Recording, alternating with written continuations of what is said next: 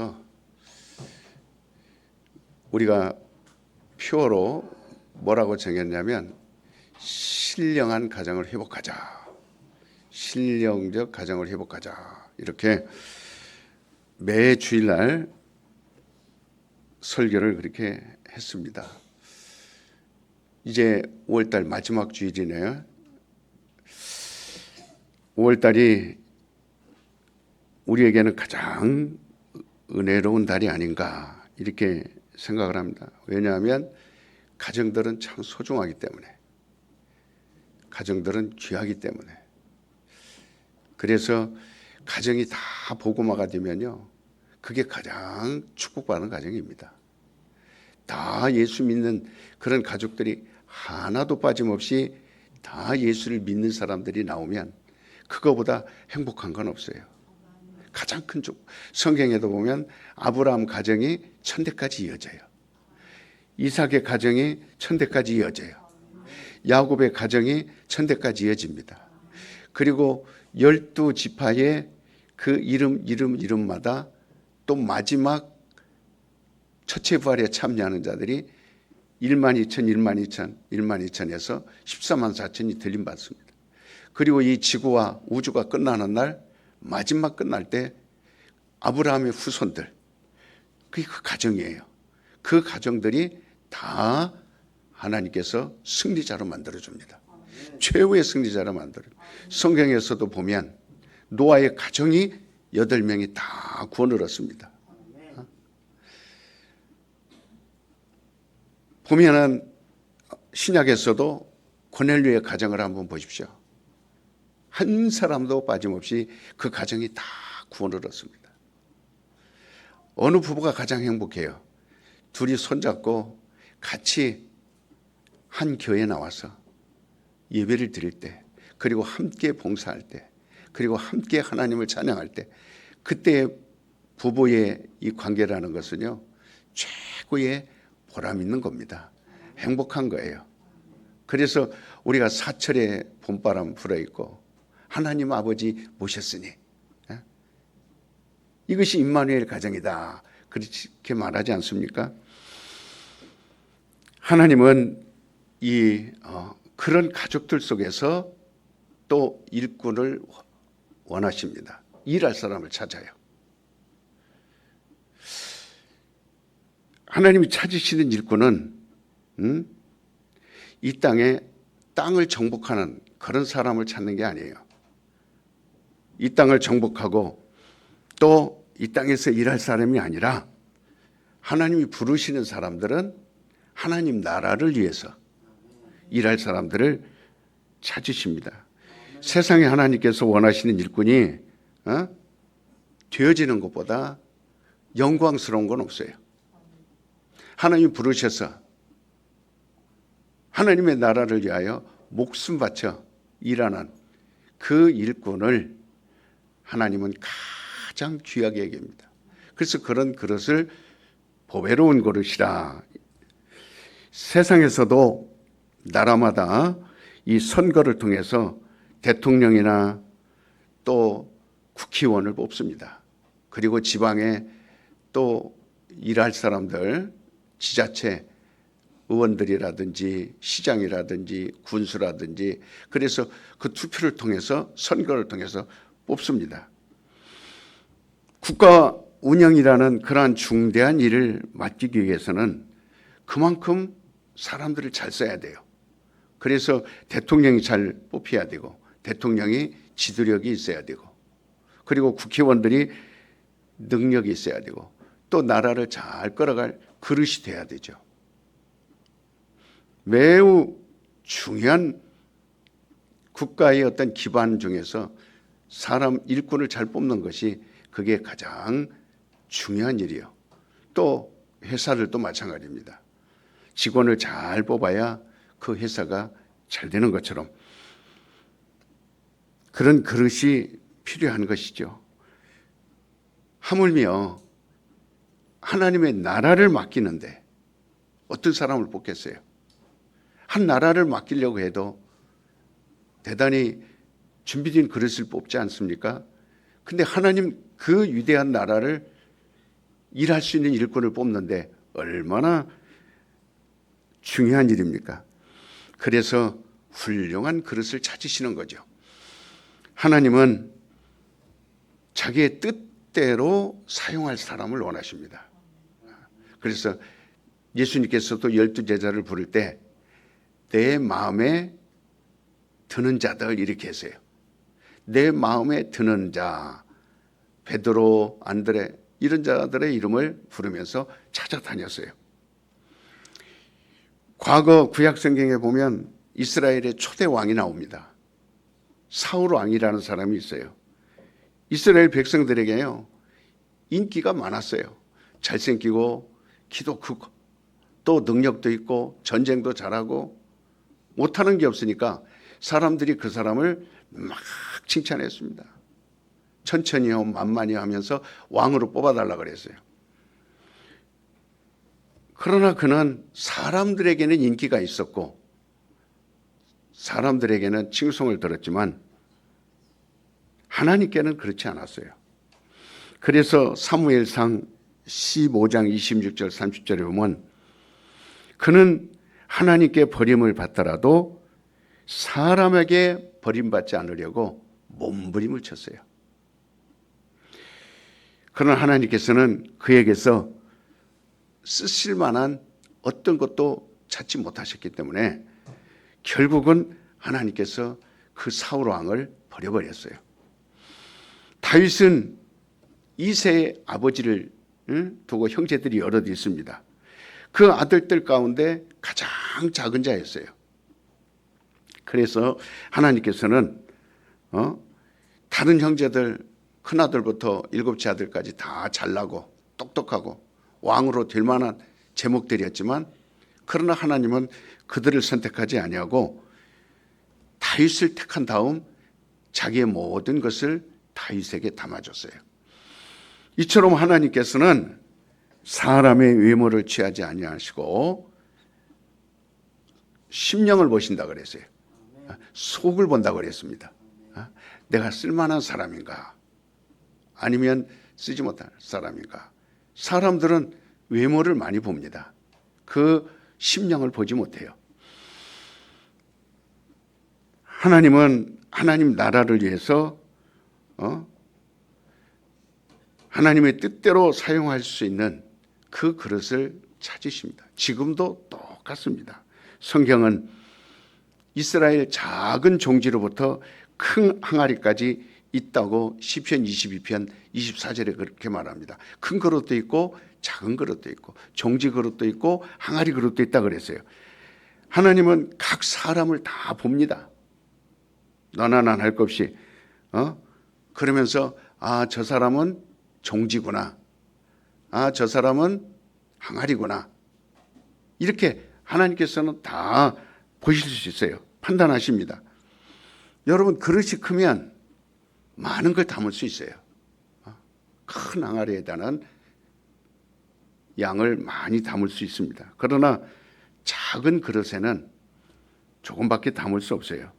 우리가 아무리 하나님께 신령한 복을 구할지라도 하나님 이것 주세요, 저것 주세요, 이것 주세요, 저것 주세요, 이렇게 해주세요, 저렇게 해주세요. 그러나 그릇이 작으면 결국은 하나님이 주고 싶어도 줄 수가 없어요. 그릇이 작으니까 그 담을 수가 없어요. 그러나 너희들은 입을 크게 벌려 구하라. 필요한 것을 구하라. 그래서 먼저는 그릇을 준비해라. 큰 항아리를 준비해라. 구하는 대로 채워준다 그랬습니다. 혼인잔치에 예수님이 가셨을 때 포도주가 다 떨어졌어요. 그 6항아리를 준비하고 거기에다가 물을 가득 부으라 그랬어요. 만약에 종지에다가 그 주인이 종지를 준비했다면 그 어머니 마리아가 그의 하인들이 종지를 준비했다면 주님이 아무리 거기서 이적을 보여서 물이 포도주가 되게 하신들 나올 수가 없지 않습니까? 우리가 하나님의 마음을 조금만 알면요. 이 시간에도 여러분들이요. 조금만 하나님에게 관심만 가져보십시오. 제가 새벽 시간에 연어에 대해서 설명한 적이 있어요. 연어는 고향에서 태어나서 수만 킬로를 바다까지 나옵니다. 그리고 바다에서 다 큰 다음에 다시 고향으로 돌아가요. 알을 낳기 위해서. 그때 연어 암컷이 그 흐르는 물이 계속 흐르는 물입니다. 가만히 있지 않아요. 그 돌멩이들을 꼬리로 탁탁탁탁 치면서 웅덩이를 만들어요. 그리고 거기다가 알을 낳습니다. 연어가 알이 낳았다고 해서 다 새끼가 되는 거 아니에요. 그러면 수컷 연어가 다가와서 거기서 하얀 그런 정액을 뿌려줍니다. 그러니까 알이 한두 개가 아니에요. 수천 개 될 수 있습니다. 어떤 거는 그 수컷이 뿌린 그 정액이 묻어 있기도 하고 안 묻을 수도 있어요. 그 많은 알 가운데 물은 흘러갑니다. 알은 떠내려갑니다. 제자리에 있지 않아요. 그런데 수컷이 뿌린 그 정액에 조금만 스쳐가도 그 알은 새끼가 될 수 있어요. 그러나 아무리 암컷이 알을 훌륭하게 낳았어도 그 수컷이 뿌려준 정액에 묻지 않으면 새끼가 될 수 없어요. 우리 영혼은요, 그와 같습니다. 오늘도 여러분이요, 하나님의 말씀을 여러분 영혼에 스쳐만 가도 여러분 삽니다. 어떤 환경에서든 하나님의 말씀을 들으러 왔으면 여러분이 아멘하고 그 말씀을 들어 그 영혼이 닿기만 해도 역사가 일어나는 거예요. 스쳐만 가도 역사가 일어나는 거예요. 그러니까 이 예배 시간이 얼마나 중요한지 몰라요. 그러니까 목사는 이 설교를 영혼을 살리는 설교를 하는 겁니다. 심혈을 기울여서 아주 하나님 말씀이 저들의 귀에 스쳐만 가게라도 해 주시옵소서. 저 심령에 하나님 말씀이 조금이라도 닿게 해 주세요. 그래서 거기서 잉태해서 하나님 말씀으로 성공하도록. 그렇게 중요한 거예요. 어떤 사람은 교회에서 열심히 봉사하고 기도도 많이 하고 성경도 열심히 봅니다. 그렇다고 해서 그 사람이 큰 그릇이다? 장담할 수 없습니다. 이유는 그 신앙생활이 육체만을 위한 것이기 때문에. 그래서 결국은 큰 그릇이 될 수 없어요. 기도도 많이 하고 열심히 봉사도 많이 하고 그 다음에 교회 일도 앞장서서 하고 정말 그렇게 한다 할지라도 하나님과 무관한 그릇이 될 수 있어요. 작은 그릇이 될 수 있어요. 왜? 그 하는 행위가 종교 행위가 될 수도 있고 또 60만을 위해서 하는 그 봉사나 헌신이 될 수 있기 때문에. 육체는 성경이 이렇게 말합니다. 하나님의 나라를 유업으로 받을 수 있다 없다? 유업으로 받을 수 없다라고 고린도전서 15장 50절 말하고 있어요. 여러분에게 물어봅니다. 여러분은 하늘나라가 좋아요? 이 땅이 좋아요? 그러니까 하늘나라를 위해서 결국은 준비되는 것은 영혼입니다. 영밖에 없어요. 많은 사람이 평소에는 하나님을 멀리하고 그의 말씀을 들은 채 만 채 순종하지 않다가 예를 들어서 육신이 병이 생겼다. 또 물질적인 어려움을 만난다. 또 신변에 어떤 위기가 온다. 그러면 금식도 하고 철야도 하고 안 나오던 새벽도 나오고 막 이렇게 몸부림을 칩니다. 그러나 그 모습에 하나님은 무척 실망하실 거예요. 하나님께로부터 신령한 것을 받기 위해서 신령한 그릇을 넓히는 일에 관심을 가져야 되는데 내 가정이 아파트를 사서 넓은 집으로 이사가고 좋은 차를 사서 온 가족이 좋은 차를 타고 냉장고에 사계절 먹을 것이 가득 동나지 않게 창고에 먹을 것이 가득 있어도 그건 신령한 가족이 될 수 없어요. 그러니까 그런 것은 좀 우리가 부족하다 하더라도 먹고 입고 자고 쓰는 것은 좀 부족하다 하더라도 하나님이 보실 때 인정하는 가정이 돼야 되는 거죠. 그게 신령한 가정이라고 말합니다. 그러니까 하나님께로부터 신령한 것을 받기 위해서 문을 열어라. 내가 문 밖에 서서 두드리노니 너희 집 앞에서 내가 와 있다. 문전박대하지 마라. 문을 열어라. 열면 내가 너희 집에 들어가서 신령한 가정을 이루리라. 그릇을 넓혀주리라. 큰 그릇이 되게 하리라. 그러니까 오직 만약에 육체만을 위해서 눈물을 흘리며 기도하는 그 모습이 하나님이 볼 때는 어리석은 자야 이렇게 말합니다. 슬기롭지 못한 자야, 미련한 자야 이렇게 말할 수 있어요. 여러분, 육체의 유익한 조건은 의인이 되었든 악인이 되었든 그건 다 똑같이 받습니다. 태양은 하나밖에 없어요. 의인을 위해서 태양이 있는 게 아니에요. 비는 의인만을 위해서 내려주는 게 아니에요. 우리에게 지금 숨을 쉴 수 있는 공기도 의인만을 위해서 준 거 아닙니다. 모든 사람을 위해서 공기도 햇빛도 달빛도 별빛도 그다음에 땅도 물도 산소도 다 주는 거예요. 의인 죄인 구분하지 않습니다. 누구나 다 얼마든지 하나님의 것을 얻을 수 있어요. 소유할 수 있어요. 그러나 성도라 이렇게 부를 때는 하나님 앞에 육체를 위한 것이 아닌 신령한 것을 받으려고 애쓰는 겁니다.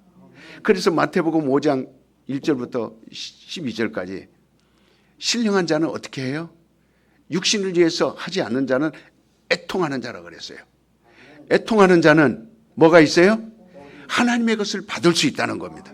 그러니까 이 애통은 뭐냐면 내 영혼을 위하여 우는 것을 말합니다. 내 영혼이 살려고 몸부림치는 게 애통이에요. 심령이 가난한 자는 뭐가 있다? 복이 있다. 이 세상 것을 위하여 추구하는 것이 아니라 내 영혼을 위하여 가난해지는 겁니다. 바로 가난이다라는 어떤 물질이 없다 그런 뜻을 말하는 거 아니에요. 하나님의 신령한 것을 받으려고 자기 마음을 비우는 겁니다. 자꾸 겸손해지는 거예요. 그걸 내려놓는 겁니다. 그래서 복이 있나니 이렇게 말하는 거예요. 그런 신령한 사람이 된다 이 말입니다. 그러니까 하나님께서는 하늘나라를 유업으로 받을 수 없는 육체를 위해서 의인과 악인을 구분하지 않으시고 공평하게 해도 주시고 비를 주시고 거기서는 구분하지 않습니다. 악인이라도 부지런히 일하면 부자 될 수 있고 악인이라도 부지런히 노력하면 게으르지 않고 자기의 몸을 돌려서 땅을 개간하고 사업을 하고 공부를 하면 다 훌륭한 사람도 될 수 있고 그리고 부자도 될 수 있어요. 우리가 영혼이 잘 돼 있다 그래서 다 부자는 아닙니다. 얼마든지 우리 성도들 속에는 가난한 사람이 있을 수 있어요. 육체의 유익한 조건은 해와 비를 통해서 얼마든지 우리가 충족시킬 수 있습니다. 채울 수 있어요. 갖출 수 있습니다. 안타깝게도 많은 신자의 관심이 이 영혼의 유익이 있지 못하고 육체에 있다라는 것이 우리 하나님이 슬퍼하는 일이요.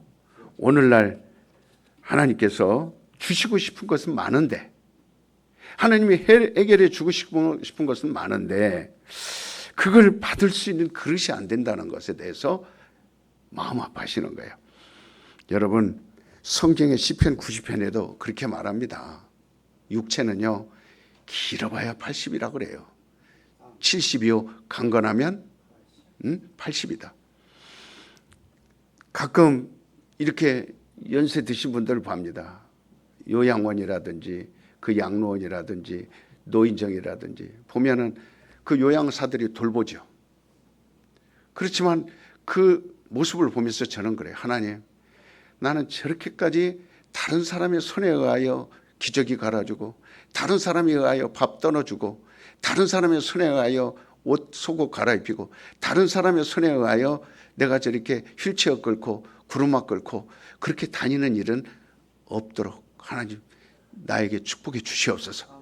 그 기도가 얼마나 간절한지 몰라요. 그러니까 70까지 살더라도 이 단상에서 설교하다가 그저 한 2, 3일 준비시켜주고 내 영혼을 걷어가 주시옵소서.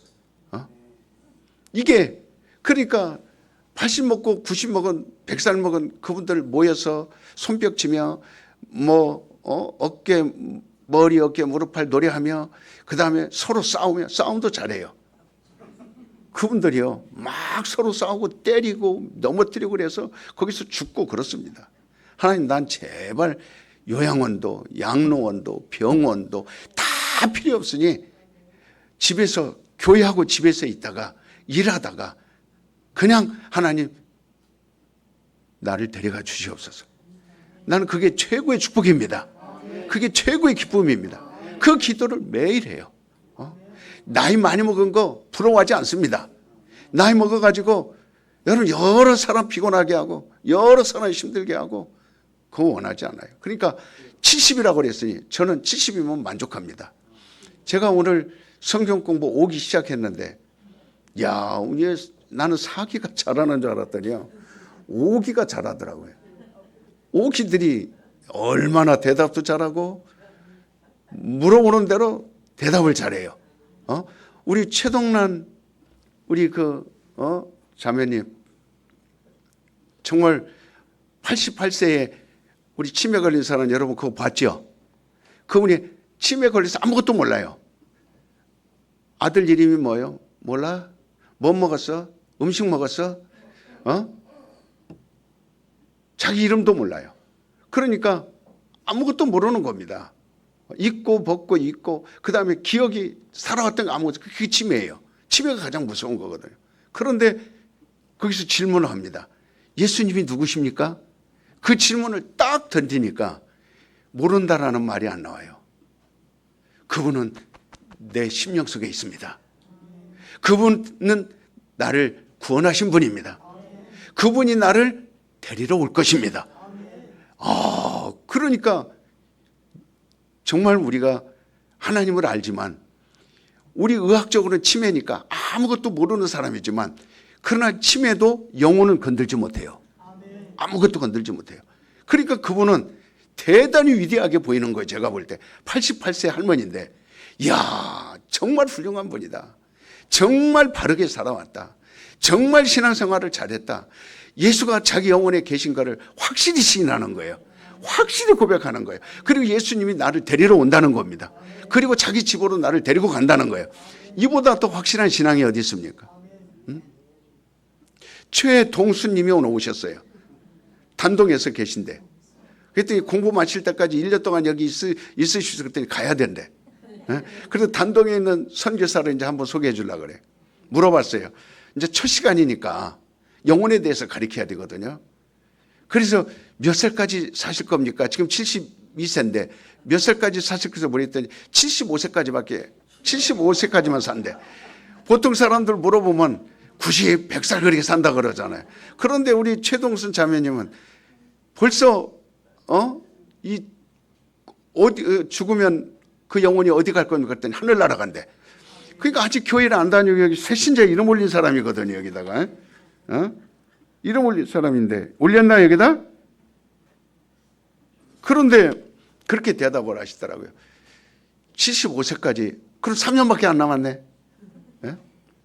어떻게 하실 거예요? 3년밖에 안 남았으니. 여러분 정말 우리는 복이라는 것, 은혜라는 것 이것은요 이 땅에서만 사용하는 거 얼마나 아까워요. 아닙니다. 복이라는 것은요 하늘나라까지 갖고 가는 게 복이에요. 그래서 마태복음 5장은 다 애통하는 자 복이에요. 이건 어디로 갖고 가는 거예요? 하늘나라. 온유한 자가 받은 복 오늘 어디까지 가지고 가요? 의를 위하여 핍박을 받는 자 어디까지 가지고 가는 거예요? 하늘까지. 그래서 예수님이 맨 처음에 설교를 복에 대해서 설교했습니다.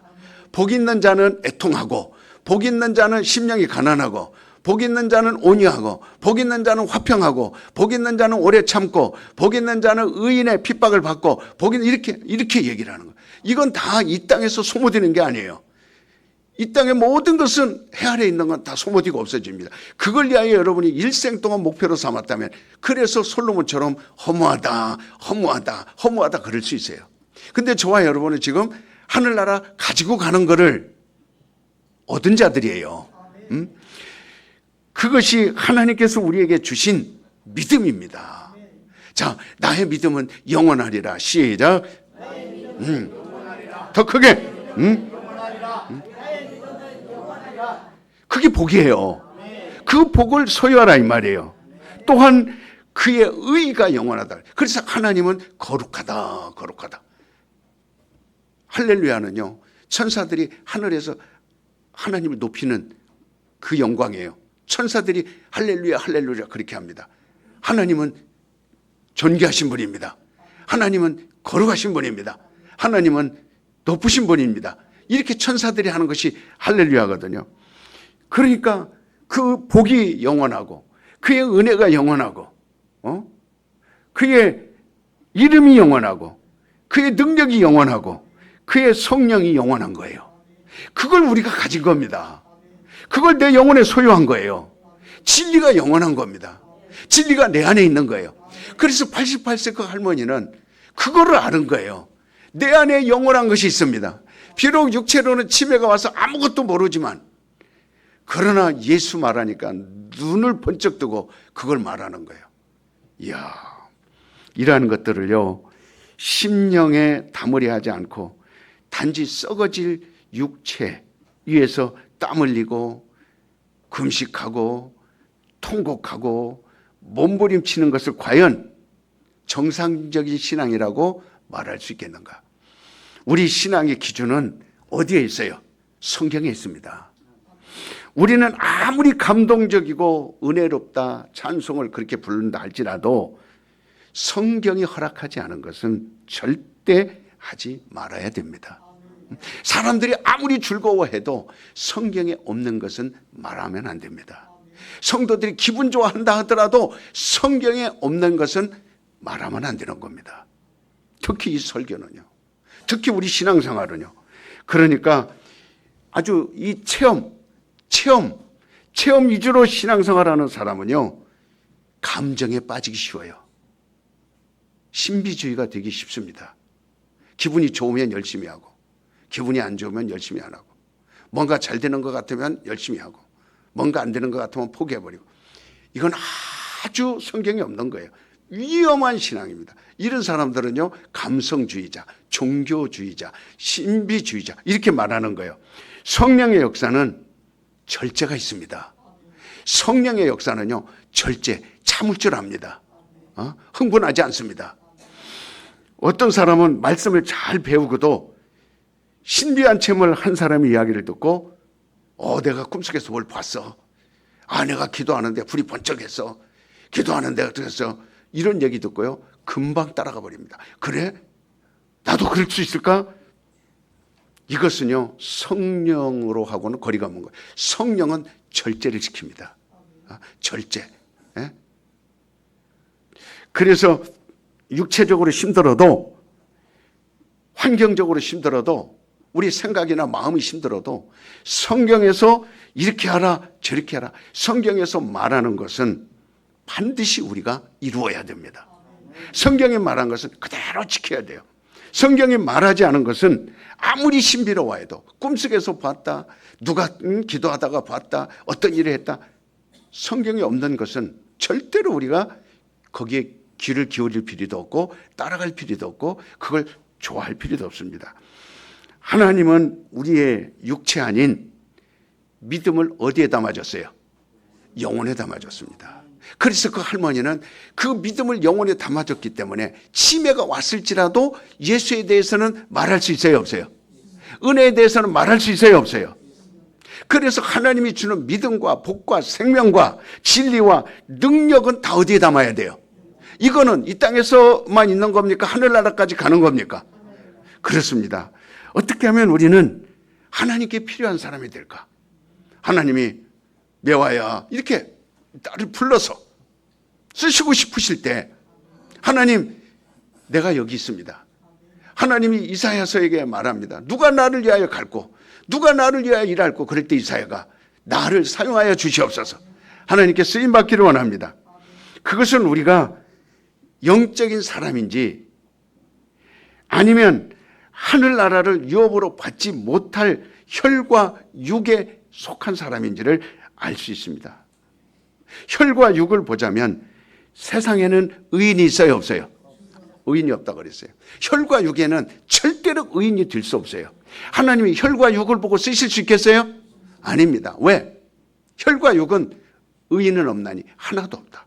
모든 사람은 죄를 범하였음에 다 사망에 이르느니라. 그렇게 말했어요. 성경은 의인이 없다고 로마서 3장 10절에 분명히 말했어요. 인간에게는 신념이라는 믿음이 있습니다. 우리 하나님이 주신 믿음은 신앙이에요. 그러나 내 속에서 나오는 인간이 가지고 있는 믿음은 뭐냐면 신념입니다. 그러나 하나님께서는 신념을 가진 자라 해서 그가 대단히 성공했다 해서 하나님이 사용하는 거 아닙니다. 오직 자신이 하나님이 주신 믿음을 자기 그릇에 담아야 돼요. 자, 내 영혼아 큰 그릇 되자. 시작. 내 영혼아 큰 그릇이 되자. 내 영혼아 큰 그릇이 되자. 내 영혼아 큰 그릇이 되자. 뭐를 담으려고?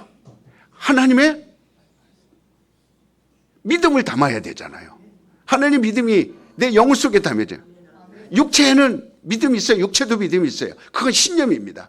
자기 감정에서 나오는 거예요. 할 수 있다, 할 수 있다, 하면 된다, 해보자, 할 수 있어. 이건 자기 신념에서 나오는 것들. 그러나 하나님이 주시는 믿음은 영혼에 있습니다.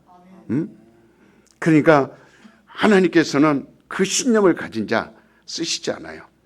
하나님께서는 우리 영혼의 믿음을 담아주시고 그 믿음 속에 복과 생명과 성령과 능력과 진리를 그 영혼에 담아줬어요. 하나님에게는 모든 것이 충만하지만 그렇다고 그가 자기에게 있는 것을 함부로 아무 사람에게 주지 않습니다. 땅에다가 막 쏟아붓지 않습니다. 하나님은요 반드시 그릇이 있는 곳에 부어줍니다. 그릇이 있어야 거기에 담겨줘요. 그냥 땅에다가 쏟아부지 않습니다. 예수님이 포도주를 만들 때 그냥 포도주야 되라 그랬나요? 아닙니다. 그릇이 있어야 만들어주는 거예요. 그 그릇이 있어야. 그래서 그릇이 없는 자는 아무것도 얻을 수 없어요. 마태복음 7장 6절에 그렇게 말씀하고 있습니다. 하나님은 그가 사용하실 수 있는 그릇을 오늘 또 찾으시는 겁니다. 그릇은 선천적으로 타고날 수도 있어요. 디모데후서 2장 20절 22절에는 개인의 노력에 의해서 그릇이 만들어질 수 있다고 말하고 있습니다. 마태복음 28장 18절 20절은 너희는 가서 모든 족속으로 제자를 삼아 아버지와 아들과 성령의 이름으로 세례를 주고 내가 너희에게 분부한 모든 것을 가르쳐 지키게 하라. 이렇게 말씀합니다.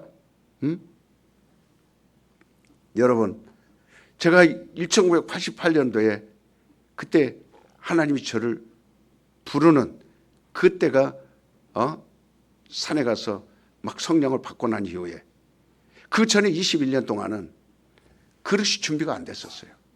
그러니까 하나님이 거기에는 아무것도 부어준 적이 없어요. 21년 후에 28살 때 28살이 돼서야 그때 하나님이 부르시는 것을 깨달았습니다. 그리고 그 영혼에 바로 성령을 담아줬어요. 그때부터 진리를 전하기 시작한 겁니다. 지금까지 비록 많은 것을 세상적으로는 배운 것이 없지만 많은 것을 세상적으로는 가진 것이 없지만 가난했거든요. 그때 당시 제가 인생에 있어서 가장 어려운 때입니다. 5년 동안 23살부터 28살 때까지 칠흑 같은 지옥 생활을 했어요. 너무너무 어려운 시대. 그때는 말할 수 없는 정말 죽고 싶다. 이거밖에 내 입에서 나온 게 없었어요. 죽고 싶다. 죽고 싶다. 그러니 무슨 그릇이 준비됐겠어요. 그런데 그 답답하고 풀리지 않는 그 환경을 산으로 끌어올려 주셔서 거기서 살려달라고 애원하니까 하나님 나 제발 살려주세요. 그러니까 성령을 부어줬어요. 그때 내 영혼에 믿음이 들어온 겁니다. 그때 내 영혼에 진리가 들어온 거예요. 그때 생명이 들어온 거예요. 그때서 담아주신 걸 가지고 중국을 주께로 한 겁니다. 37년 지나오는 동안 계속 중국을 주께로 200만을 주께로 그냥 여기서 중국을 주께로 200만을 주께로 80만을 주께로 부천안산 대림강명 이렇게 말로만 하는 게 아니라 얼마든지 그건 흉내낼 수 있어요. 육신으로 그렇게 기도할 수 있어요. 중국을 주께로 200만을 주께로 80만을 주께로 부천안산 대림강명 강명에서 단독 입으로 할 수 있어요. 육신으로 할 수 있습니다. 신념으로 할 수 있어요. 얼마든지. 저도 21년 그렇게 했으니까. 그러나 영혼에 담아지는 순간부터 다릅니다. 입으로 하는 게 아니에요. 나를 직접 써먹으라고 내놓는 겁니다. 움직이는 거예요. 목숨을 내어놓고 움직이는 겁니다. 그게 복이에요. 담아준 것이 복입니다. 그때부터 책임감을 가진 거예요. 이때부터 나는 다른 거 안 한다. 그래서 오직 두 눈을 부릅뜨고 두 귀를 열어서 진리에 대해서 탐구했어요. 계속해서 학문은 내가 약하지만 진리에 대한 권만은 끊임없이 노력하고 진리를 내 안에 담는 것만큼은 끊임없이 노력하고 요한복음을 100번 200번 읽어서라도 그 속에 예수님이 말한 나는 길이요 진리요 생명 이걸 알게 하여 요한복음만 수백 번 읽어도 그거를 다 위다시피 해도 그 노력하는 겁니다. 영혼에 담아져 있기 때문에. 그래서 교회 왔다 갔다 하다가 결국은 교회를 그만두는 사람들은 결국은 교회 와서 해볼 거 다 해봤습니다. 열심도 해봤고 새벽에도 나와봤고 그다음에 주일석도 해보고 봉사도 해보고 헌신도 해보고 헌금도 다 해보고 전도도 다 해보고 했지만 영혼에 담겨진 것이 없으니까 나중에 용도삼이가 돼서 시부지 없어져 버리는 거예요. 그냥 그대로 끝나버리는 겁니다. 그러니까 정말 우리 진리에 영혼에 담겨져 있는 거는요 어떤 특별한 게 아니에요. 어떤 개인에게만 있는 게 아닙니다. 보편성이 있는 거예요. 누구에게라도 전할 수 있는 겁니다. 누구에게라도 전도할 수 있는 거예요. 그러니까 보편성이 있는 그 하나님이 우리에게 주신 그것은 율법은 보편성이 아니에요. 특수성이에요. 이스라엘에게만 주어진 거예요. 그러나 성령 받고 진리가 담겨져 있는 사람들은 보편성을 가지고 세계 족속으로 나가는 겁니다. 그래서 중국을 주께로. 여러분 민족주의를 가지고는 절대로 세계를 이렇게 지도할 수 없어요. 지도력을 나타낼 수가 없어요. 보편성이 있어야 됩니다. 민족을 넘어야 됩니다. 나라를 뛰어넘어야 돼요. 그러니까 하나님은 예수님을 보낼 때 이 땅에 보낼 때 이스라엘에게만 보냈나요? 아니면 모든 사람에게 보냈나요? 율법은 누구에게만 보냈어요? 이스라엘에게 보냈어요. 그러나 예수는 누구에게 보냈어요? 모든 사람들에게. 이게 보편성입니다. 그래서 우리가 영혼 속에 담긴 진리를 알면 보편적인 사람이 돼요. 특별한 게 아니에요. 누구나 할 수 있습니다. 하나님은 이스라엘을 택하사 그들에게 율법을 주시고 그리고 그들이 율법을 가지고 창조주 하나님 이걸 안 겁니다. 창조주 하나님. 그러나 그 아들을 우리에게 주셨어요. 요한복음 3장 16절 하나님이 세상을 이처럼 사랑하사 독생자를 주셨으니 누구든지 저를 믿는 자마다 멸망치 않고 누구든지라 그랬어요. 이건 보편성입니다. 그러니까 따라서 예수는 온 세상을 위해서 받은 분이시다. 온 세상이 받은 거예요. 그러니까 예수님께서도 우리에게 너희는 모든 족속을 제자로 삼아 분부하신 것을 가르쳐 지키게 하라. 자녀는 물론 그 가정 전체 자녀들까지 자 따라서 내 자녀들까지 크게 하세요. 내 자녀들까지 하나님께서 쓰는 그릇이 되게 하자. 그릇이 되게 하자. 큰 그릇이 되게 하자. 그 지금 청년주의래요. 오늘 디모데는 청년입니다. 지금 디모데는 하나님이 쓰기 위해서 디모데에게 이 말씀을 주시는 거예요. 2장에 보면은요. 디모데후서 2장에 보면은 그렇게 말하고 있어요. 디모데 2장에서 너는 그들로 이를 기억하게 하여 말다툼을 하지 말라고 하나 하나님 앞에서 엄히 명하라. 이는 유익이 하나도 없고 들여 듣는 자들 많아. 너는 진리의 말씀을 옳게 분별하며 부끄러울 것이 없는 일꾼으로 인정된 자로 자신을 하나님 앞에 드리기를 힘쓰라. 망령 뛰고 헛된 말을 버리라. 그들은 경건하지 않으며 점점 나가나니. 그들의 말은 뭐라고 말했냐면 쓰임받지 못하는 사람, 청년들, 지금 젊은 사람들입니다. 악성종의 암이에요. 암덩어리들이 퍼져나간 것 같은데 그중에 이름을 댑니다. 후메네오와 빌레노가 있느니라 이렇게 얘기합니다. 여러분 바울은요 선교사지만 보통 인격자예요. 훌륭한 사람입니다. 절대로 남을 험담하는 사람이 아니에요. 그런데 청년 디모데를 주의 종으로 삼으면서 거기서 사람들 앞에서 사람의 이름을 바울이 들먹입니다. 근데 그 사람을 칭찬하려고 들먹거린 게 아니라 이 사람은 교회에서 암덩어리다. 이 사람은 교회에서 암적 존재다. 이 사람은 결국 교회를 어렵게 하는 사람이다. 이 사람은 결국 교회를 힘들게 하는 사람. 그 사람이 누구예요? 후메네오. 후메네오입니다. 그리고 빌레도예요. 이게 지금 오늘 본문 말씀 나오기 전에 2장에서 이미 그렇게 말하고 있어요. 바울이 사람들 앞에서 사람을 욕한다. 사람을 암덩어리라고 그런다. 그러니까 어느 정도인가를 우리가 감을 잡을 수 있어요. 이야, 바울이 이 정도로 할 정도면 진짜 그 사람은 하나님이 버린 거구나. 하나님은 그 사람을 버려버렸구나. 암덩어리 존재가 교회에 있으니 하나님이 그를 버려버렸구나. 여러분 다시 한번 해봅시다. 내 자녀들도 교회 쓰는 그릇이 되게 하자.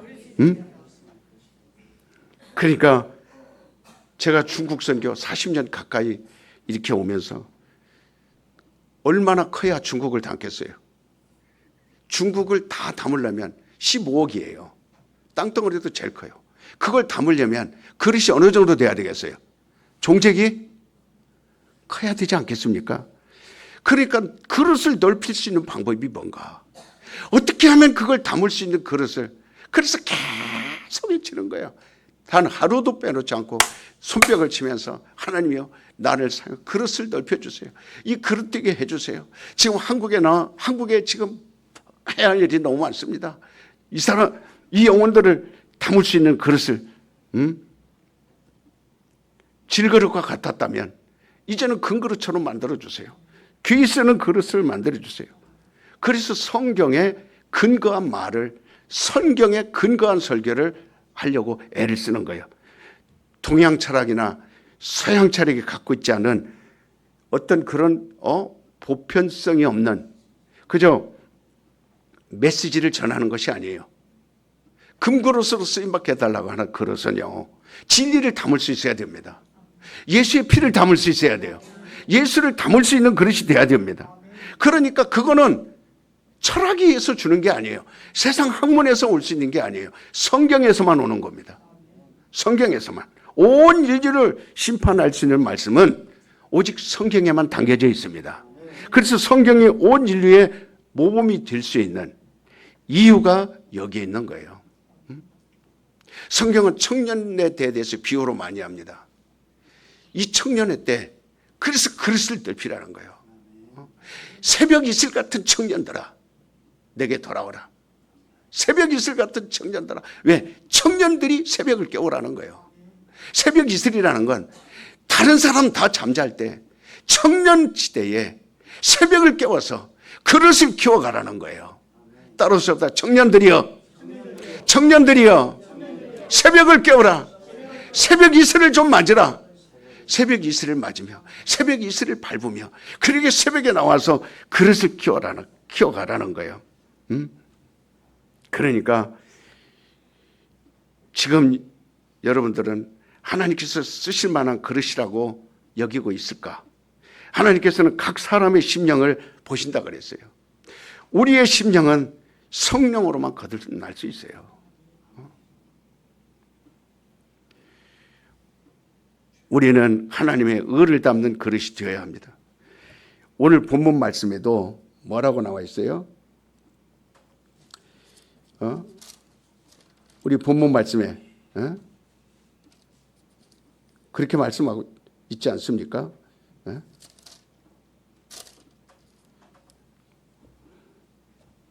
이 1절부터 제가 한번 보면 어디에 나오냐면 그 말씀이 이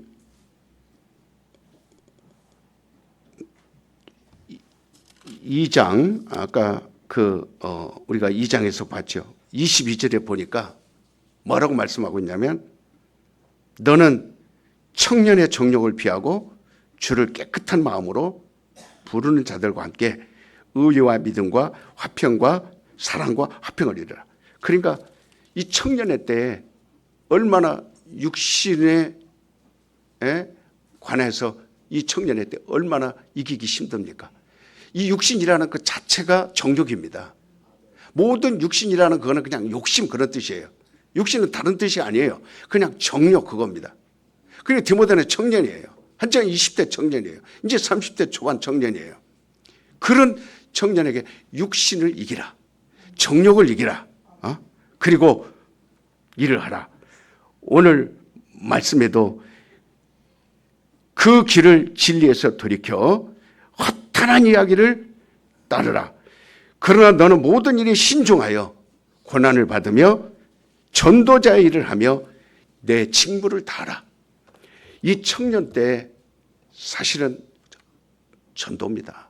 그래서 예수님이 베드로와 12제자를 다 청년들이에요. 스데반, 바울 다 청년들입니다. 그들에게 맡긴 건 뭐예요? 전도자가 되라는 거예요. 전도하는 사람이 되라는 거예요. 청년의 때. 그때 하나님께서 청년들을 불러서 그 그릇으로 만들어 쓰시겠다는 겁니다.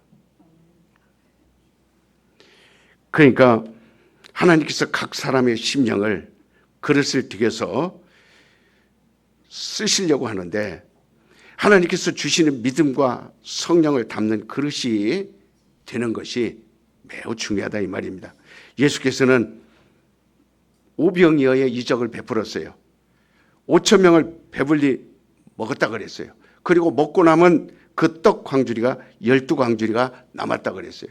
이것이 마태복음 14장 17절 21절인데 예수께서는 그 시간에 광야 아무것도 없는 데를 말합니다. 그들을 육체가 배고프니까 먹여줬어요. 5천 명 되는 사람 먹여줬어요. 왜? 빈들이니까 육체가 먹어야 되잖아요. 그래서 불쌍하니까 육체를 위해서 불쌍하니까 먹여주셨지만 그러나 예수님은 그것을 위해서 오신 분이 아니에요. 그 어느 한순간만 그렇게 하신 거지 그걸 위해서 예수님이 빵공장을 지은 거 아닙니다. 따라서 옵시다. 예수가 오신 것은 온 인류를 위해서다. 여러분 80 먹은 노인들이 온 인류를 위해 나갈 수 있어요? 50 먹은 사람이 그렇게 할 수 있어요? 누가 그렇게 해야 되겠어요? 그래서 너희는 예루살렘을 떠나지 말고 온 유대와 사마리아 땅끝까지 이건 정말 젊음 있는 청년들에게 호소하는 겁니다. 젊은이들에게 그 예수님의 그릇이 되라는 거예요. 그것을 위하여 너희는 땅끝까지 나가 복음을 전하는 자들이야. 그러니까 하나님께서는 우리 영혼 안에 예수가 있는지 성령이 계신지 은혜가 있는지 그걸 물어보는 거예요. 청년들에게 물어봅니다. 새벽 이슬 같은 청년들이요. 전도서에 보면 청년의 때 하나님을 기억하라. 청년의 때 창조주 하나님을 기억하라. 왜? 청년들에게 물어보는 거예요. 푸른 바다 같고 푸른 나무 같고 아름다운 꽃 같은 게 청년들입니다. 그 청년들 심령에 예수가 있나? 이렇게 물어보십니다. 그래서 너희는 나를 누구라 하느냐? 마태복음 16장 물어볼 때 다 사람들은 겉을 얘기했어요. 선지자, 엘리야, 에레미야 다 겉을 얘기했습니다. 내 안에 있는 걸 주님 물어보는 거예요. 그때 베드로는 이렇게 얘기합니다. 주는 그리스도시요 살아계신 하나님이 아들입니다. 그게 누구에게 있어요? 베드로의 영혼 속에 있는 겁니다. 그러니까 겉으로 말하는 것은 주님이 원하시는 게 아니에요. 바로 내 안에 예수가 있나 없나. 치매 걸린 88세도 그분이 예수가 있지만 일할 수 있어요 없어요? 이미 그 나이에는 일할 수 없어요. 그렇지만 20대 30대 40대 청년 때는 예수가 그 안에 있으면 일합니까 안 합니까? 그래서 진리의 사람인지 생명의 사람인지 이 사람이 승리한 사람인지를 알 수 있는 거는 물어보는 거예요. 네 안에 예수가 있는지. 그런 사람들은 새벽 이슬 같으니 새벽에 이슬을 밟으며 나와 주여 나를 사용하여 주시옵소서. 지금 우리 교회는 청년이 매우 약합니다. 지금 이제 우리 연세 드신 분들 떠나고 나면 이 교회는 거의 일할 사람이 없어요. 어제도 주방에서 일하는데 제가 많은 마음이 아팠어요. 굉장히 마음이 왜? 자, 우리 이성국 권사님, 김준숙 권사님, 그래 어제 박근성 권사님 와 도와줬는데, 자, 이성 권사님 몸이 아파서 하루도 편할 날이 없어요. 김준수 권사님 몸이 여기저기 아파서, 자, 그러면 우리가 한 달에 한 번 모이는 거, 한 달에 한 번 모여서 밥해 먹는 것도, 하나님, 제가 그렇게 기도해서 하나님 여기서 끝나는 건가요? 저 두 분이 지금 15년 동안 해왔는데 누구를 하나님 저희를 맡길까요? 지금 하나님은 그릇을 찾는데 그걸 내 자식이 하게 그릇을 만들어주라 이 말이에요. 하나님, 내 자녀가 그릇되게 하옵소서. 내 자녀에게서 목회자가 나오도록, 그렇게 내 손자가 목회자가 되도록 하나님이여 사용하여 주시옵소서. 이게 내가 부르짖는 기도예요. 어마어마하게 부르짖는, 눈물을 흘리며 가슴 찢으며 부르짖는 기도예요. 따라서 봅시다. 청년의 때, 크게 하세요. 청년의 때 하나님의 쓰시는 그릇되게 하자. 호철이 왜 안 왔어? 선미도 안 오고? 에? 늦게 잤어요? 지금 청년들이 와야 되잖아요. 청년들이 와서 내가 주방, 이성욱 권사님 이제 몸이 일하는 거 보면 안쓰럽잖아요. 다 아프니까. 그래도 하나님이 10여 년 동안 건강 주셔서 해온 거예요. 치매 걸린 사람도 하나님이 그걸 인정하는데, 어떤 데서 지금 하나님이 쓰시자. 그러나 그 이후로 하나님께서 쓰실 그릇이 나와야 돼, 안 나와야 돼요? 나와야 되는데 최명국 권사님 시킬까? 누구를 시킬까? 그래, 이걸 볼 때 집에 돌아가는 발걸음이요, 가볍지가 않아요. 오늘 보니까 홍천이도 안 왔네. 졸업하자마자 끝나버린 거야? 제 4교육 공부 끝나자마자 끝난 거예요? 여러분, 청년 살려줘야 돼요. 청년들이 교회에 모여들어야 됩니다. 청년들이 살아나야 돼요. 우리 아들들 다 청년 아닙니까? 만약에 여기서 청년들을 다 놓치면 우리 민족은 가망이 있어요, 없어요? 없습니다. 여기서 끝납니다. 기대할 게 없어요. 물어봅니다. 여러분의 자녀는 그러십니까? 사무엘을 어려서부터 양육하여 유명한 선지자가 되게 한 엘리 제사장에게는 두 아들이 있었어요. 그러나 그들은 하나님께 보실 때, 엘리 제사장입니다. 최고의 가문이에요. 근데 그 두 아들을 봤어요. 큰아들과 둘째 아들. 그들이 어떤 짓을 했어요? 아까 후메네오와 빌레노 같이 교회의 악성 종양이라고 그랬어요. 바울은 최고로, 바울이 말한 것 중에 최고 악성 종양 같은 자들이 교회 안에 있다, 이렇게 얘기했어요. 최고로 성경에 기록되어 있습니다. 그러면 구약의 엘리는 제사장이에요. 훌륭한, 사울을 키워낸 사람이에요. 사무엘을 키워낸 사람이에요. 사무엘의 스승이에요. 지난주에 스승했죠. 그리고 이번에 그 제자 청년이에요. 그렇지만 사무엘은 훌륭하게 됐지만 그 두 아들 어때요? 하나님께 제사하고 하나님께 예배하는 그 고기들을 삶아놓으면 그걸 갖다 하나님께 드렸어요? 자기들이 먹었어요? 자기들이 갖다 먹어버렸어요. 그리고 두 아들이 급사했어요? 안 했어요? 급사해버렸습니다. 그리고 엘리 제사장도 흔들흔들하지 앉아있다가 떨어져서 죽어버렸어요.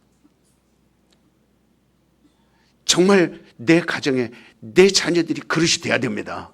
그걸 여러분들이 잃어버리면 안 됩니다. 그러니까 엘리 두 아들은 하나님이 보실 때 그릇이 아니었어요. 목회자의 아들이라 해서, 목회자가 되고 유명한 목회자의 아들이라 해서 유명한 목회자가 되는 거 아닙니다. 다윗의 아들들은 실패한 아들들이 많았어요. 엘리의, 모세의 아들들도 마찬가지입니다. 사무엘의 아들들도 마찬가지입니다. 사무엘의 아들들, 아버지가 그렇게 훌륭하다고 해서 그 아들들이 선지자 대를 이었나요? 못 이었습니다. 여러분, 그릇은 자신이 노력해서 만드는 거예요.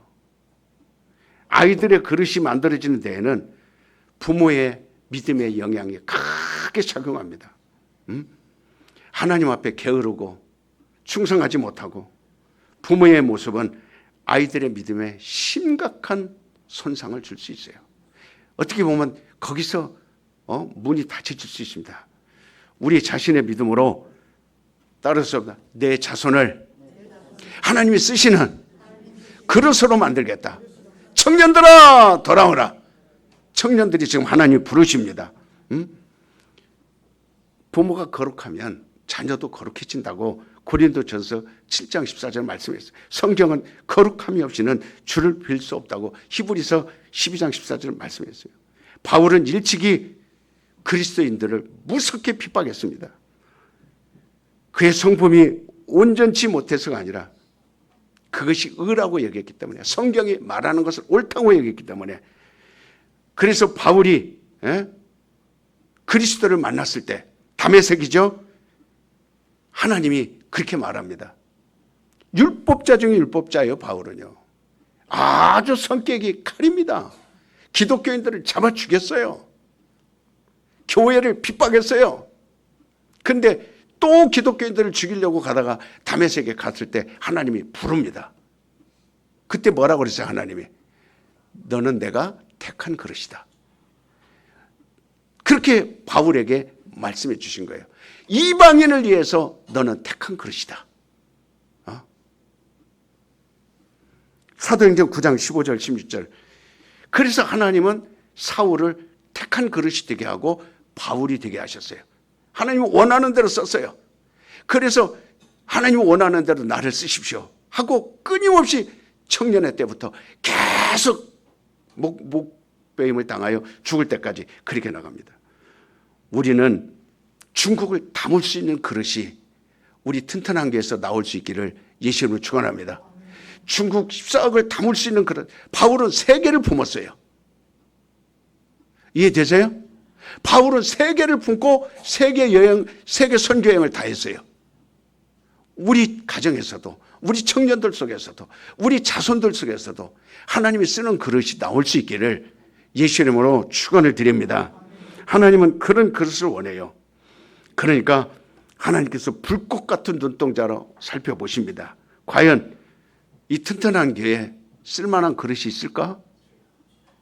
새벽에 나오는 성도들을 봅니다. 쓸만한 그릇이 있을까?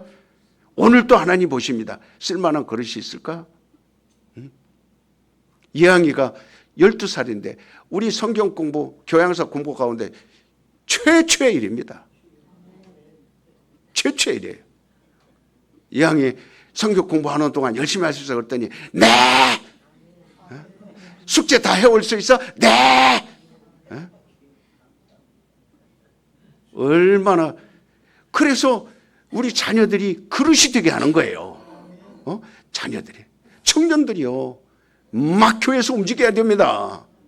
청년들이, 여러분, 그 몸이 아무리 피곤해도요, 주님 앞에 나와서 한 번만 움직여주면 다 그 회복이 됩니다. 청년 때는요, 얼마나 회복도 빠르고 먹는 것도 많고 뛰는 것도 많고 움직이는 것도 많아요. 그러니까 이런 아이 하나가 공부하러 들어갈 때 목회자 입장에서는 얼마나 기뻐요. 교회 제목으로 키워가는 겁니다. 교회 중국을 품을 수 있는 그릇으로 키워가는 거예요. 그런 가정이 되게, 우리와 우리 가정과 우리 자손들 모두 하나님께 쓰는 가정이 되자. 하나님께 쓰임받는 가정이 되자. 청년들을 그래서 전도자로, 여기 광명사거리나 여기 체육관 앞에요, 띠 두르고 나와서 전도하는 사람 보면 대다수 청년들이에요. 길거리 내가 전도하는 사람들 만나면 대다수 청년들입니다. 나는 우리 튼튼한 게 청년들이 적은 숫자라고 생각하지 않아요. 지금 우리 튼튼한 게 청년들 숫자 적은 거 아닙니다. 많습니다. 여기서 청년들이 분발해서 같이 하나님께 쓰임받아 80만에게 복음을 전하고 중국으로 향하여 우리가 복음을 전하는 일꾼 되자. 바울같이 쓰임받자. 스데반같이 쓰임받자. 12제자처럼 쓰임받자. 고넬료처럼 쓰임받자. 디모데처럼 쓰임받자. 스데반처럼 쓰임받자. 요한처럼 쓰임받자. 이게, 그래서 여러분 자녀들요, 주일 성수만 시켜도 여러분들은 성공하는 겁니다. 아무리 피곤하고 아무리 힘들어도 집에 가서 여러분들이 가르치세요. 절대 내가 원하는 건 너희가 나한테 효하기를 원치 않는다. 너희가 세상적으로 돈 많이 벌어서 나한테 부를 주기를 원치 않는다. 그것을 나는 원하지 않는다. 하나님이 너를 쓰기를 원한다. 주일 성소만이라도 우리가 아무리 피곤해도 주일날 교회 갔다 오면 월요일부터 거뜬해집니다. 절대 그 피곤하지 않아요. 제 경험으로 봤을 때 예수가 내 안에 계신 사람은요, 피곤하지 않습니다. 그리고 꿈이 자랍니다. 그래서 능력이 자라요. 그래서 세계적인 사람이 되고 위대한 사람이 나오는 거예요. 청년의 때 그걸 만들어주지 못하면 할 수 없는 겁니다. 그래서 우리는 그렇게 하시고 청년 때 힘을 냅시다. 기도합시다. 하나님 감사합니다. 오늘 또